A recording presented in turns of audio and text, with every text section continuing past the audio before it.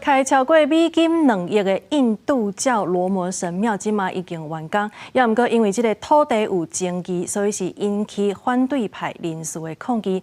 批评这个莫迪，就是为着要求印度教的选票。有一寡印度教的领袖是因为不满莫迪的做法，所以拒绝参加启用典礼。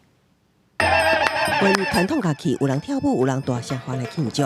印度北方邦古城阿约提亚，互印度教看作是罗摩神诞生的宗教圣地。拄起好的罗摩神庙伫2日举办开工典礼，估计超过1万名的印度教徒同齐雕饰。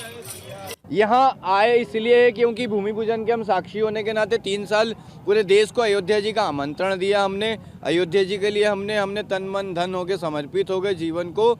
罗摩神庙的启用，互看作是印度总理莫迪竞选活动的开始。要为今年4到5月举行的国会大选吹票，已经执政10年的莫迪，任内大动作提悬印度教地位，开超过2亿美金起神庙，加重印度教甲伊斯兰教的冲突。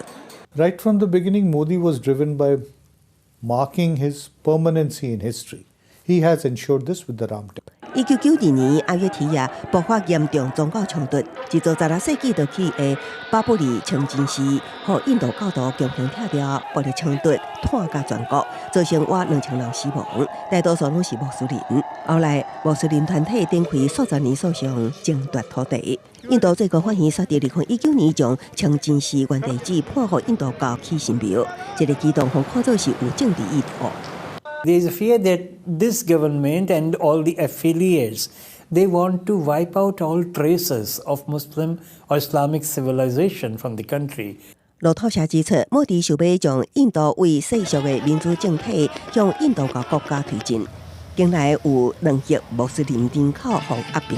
那即摆开工典礼，那互反对派政党抵制，部分印度教领袖也拒绝出席，因认为莫迪并不是宗教领袖，无资格主持宗教仪式。公司新闻引述编译。